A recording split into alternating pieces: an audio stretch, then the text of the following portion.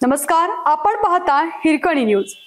Hirkani news प्रत्येक क्षण ताज्या घडामोडी आणि महत्त्वाच्या प्रत्येक बातमीसाठी नेहमी तत्पर। नगरपालिका निवडणुकीच्या पार्श्वभूमीवर जयसिंगपूर पोलीस ठाण्यामार्फत जयसिंगपूर शहरात कॉम्बिंग ऑपरेशन व रूट मार्चचे आयोजन। स्थानिक स्वराज्य संस्था निवडणुकीच्या पार्श्वभूमीवर कोल्हापूर जिल्ह्यामध्ये माननीय पोलीस अधीक्षक योगेश गुप्ता यांच्या मार्गदर्शनाखाली व अप्पर पोलीस अधीक्षक गडिंग्लज कॅम्प इचलकरंजी अण्णासाहेब जाधव यांच्या निर्देशाप्रमाणे नगर परिषद क्षेत्र जयसिंगपूर येथे आज दिनांक 21/11/2025 रोजी कॉम्बिंग ऑपरेशन व रूट मार्च घेण्यात आला। सदर कॉम्बिंग ऑपरेशनमध्ये अवैध धंद्यांवर 3 ठिकाणी वेगवेगळ्या कारवाई करण्यात आल्या असून त्यामध्ये 5,000 रुपये किमतीची सिंधी व 17,000 रुपये किमतीची गावठी हातभट्टी दारू जागीच नाश करण्यात आली। तसेच नांदणी नाका जयसिंगपूर या ठिकाणी एकूण 11,010 रुपये किमतीचा मुद्देमाल जप्त करण्यात आला। तसेच राजीव गांधी नगर जयसिंगपूर व 52 झोपडपट्टी जयसिंगपूर या संवेदनशील भागामध्ये रूट मार्च घेण्यात आला।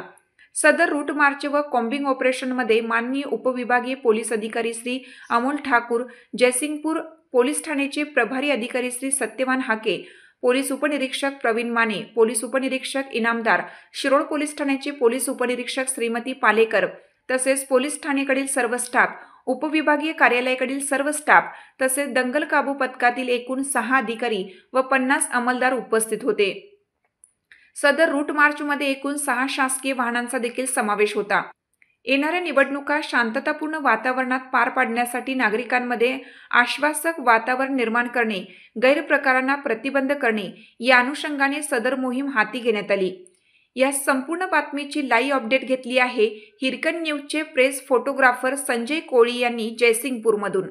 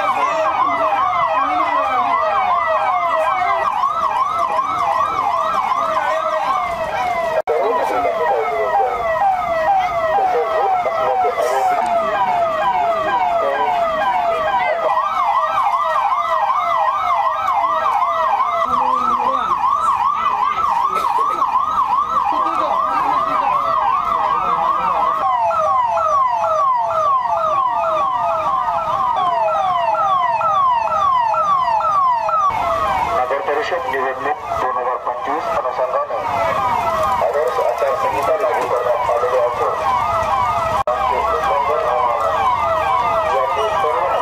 आलेले असून आचारसंहितेच्या नियमांचे उल्लंघन होणार नाही याची सर्व नागरिकांनी काळजी घ्यायची। आचारसंहितेच्या नियमांचे उल्लंघन पुढे रस्ता जाते इकडे पुढे निघत नाही नाही पुणे नावावर फक्त सर पुणे नावावर गाडी मेस्त्रीच्या नावावर आहे.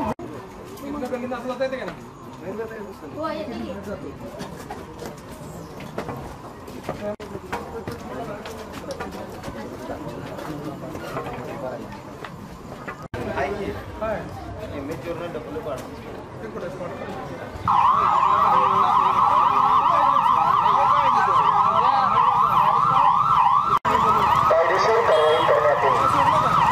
जयसिंगपूर पोलीस.